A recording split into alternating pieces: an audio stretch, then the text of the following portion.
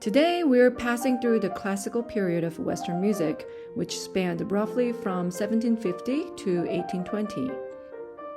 This era marked yet another dramatic shift in musical style, form, and philosophy, breaking away from the complex ornamented textures of the Baroque period and moving toward clarity, balance, and simplicity. The classical era emerged alongside massive societal changes.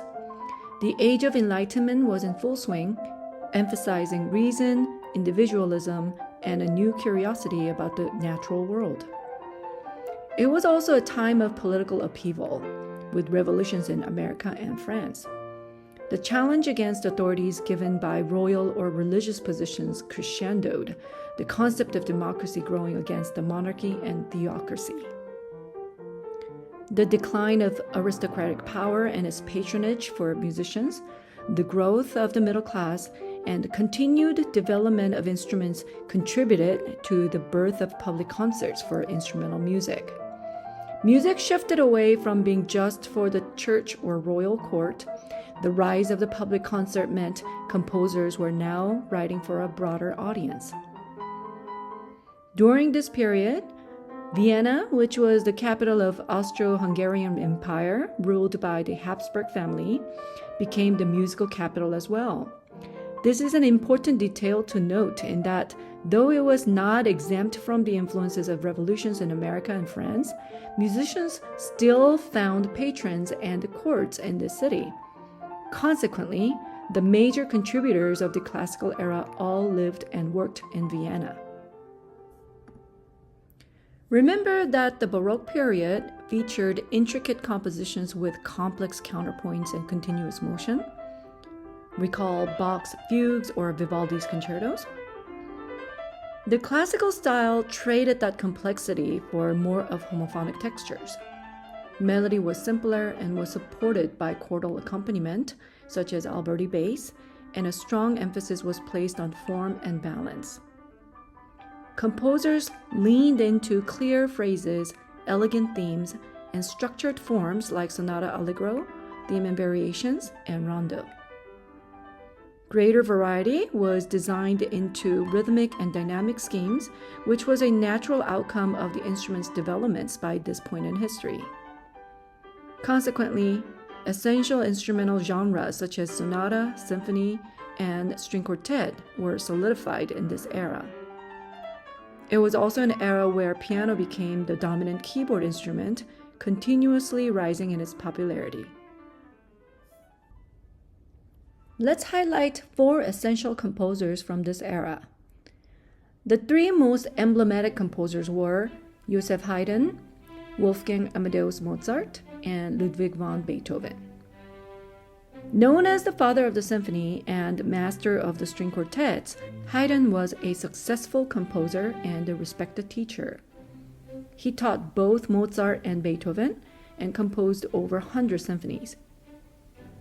It is not an understatement to say that Haydn helped shape the structure of classical music itself. Wolfgang Amadeus Mozart was a prodigious talent.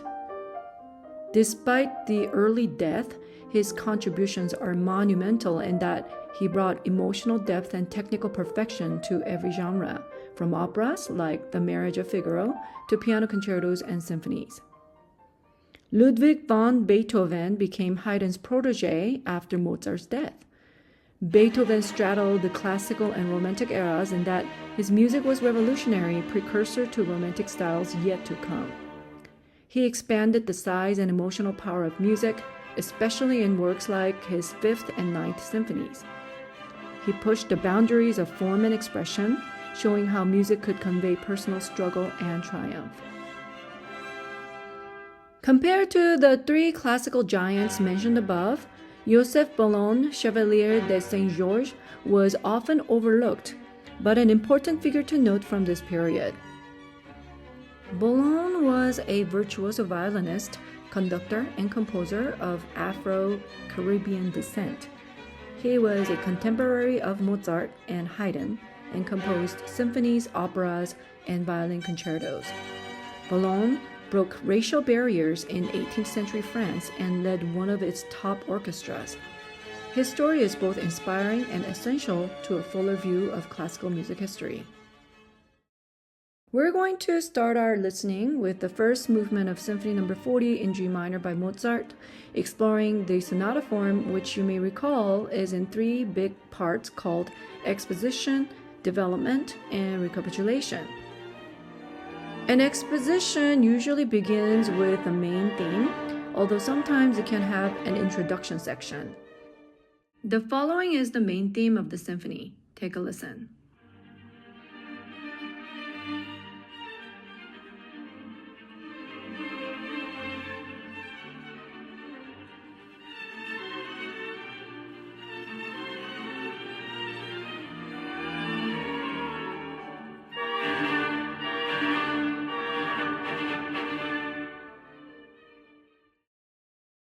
After the first theme, usually there is a second theme that presents contrasting character in a new key.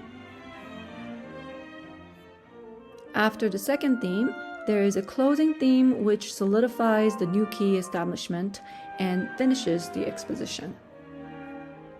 Development explores the themes presented in exposition in diverse ways. It can be sequenced, fragmented, varied in textures and dynamics, among other possibilities. In a straightforward sonata form, recapitulation brings back the previous themes in the home key. But there are variants to these rules, both before and after the establishment of the sonata allegro form. One of the most famous piano sonatas by Mozart, which we will hear later, is such an example. Being aware of the sonata allegro form when listening to classical music is important because it is the dominant form. You will hear the form in symphonies, chamber music, concertos, and all of the instrument sonatas.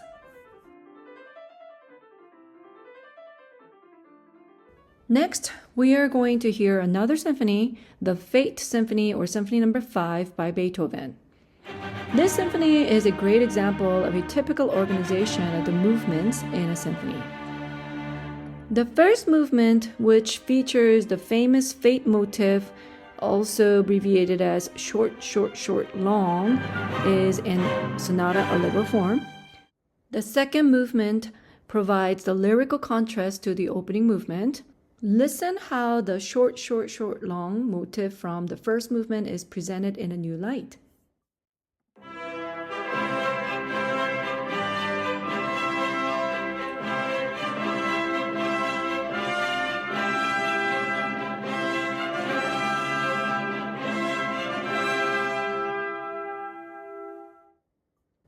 The third movement usually features a dance form, and it is also true in this symphony, although Beethoven decided to feature a fast scherzo instead of a moderate minuet.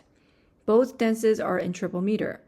The short, short, short, long motif revisits here in yet another form.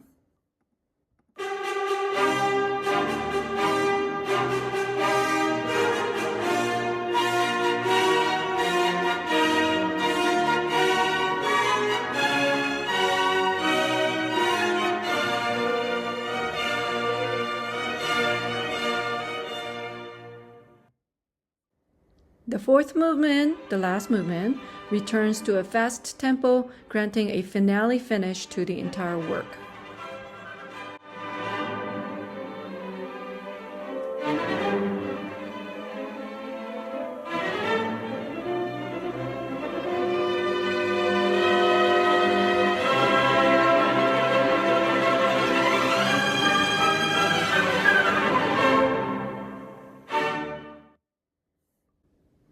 Contrasting the big-scale work such as Symphony is String Quartet, which was also popular in classical period.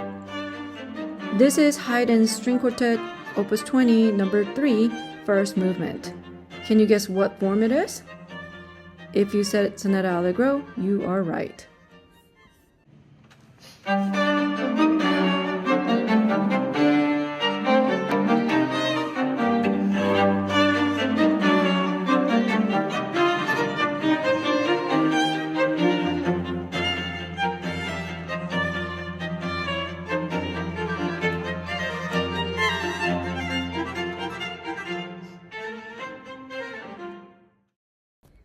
Chamber music was very popular in this period, and sonatas were written for many different combinations of instruments and solo instruments.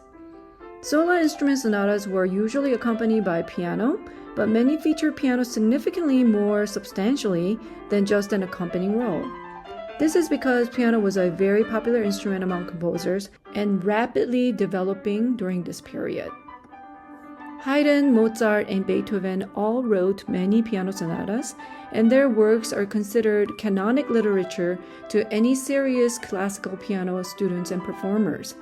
The following is Mozart's Piano Sonata Kochel 545, first movement, one of the most famous of his. It features prevalent homophonic texture and Alberti bass, quintessential traits of this period's music. Note the formal analysis and see the diversion from the rule as mentioned earlier. The genre that best demonstrates virtuosity of instruments is concerto. Continuing from the Baroque period, instruments steadily evolved, and composers wrote concertos showcasing the expressive and technical capacities of various instruments and performers. Mozart wrote 27 piano concertos, which is a significant contribution to the development of this form in piano literature. In a concerto, a cadenza section towards the end of the first movement will feature the soloist alone, who will deliver the climax of the music with the most expressive and intense technical prowess. The section was originally improvised on the thematic materials presented in the movement, but gradually composers provided written cadenzas. Simplicity, clarity, and balance are keywords that help us understand the musical style of the classical period.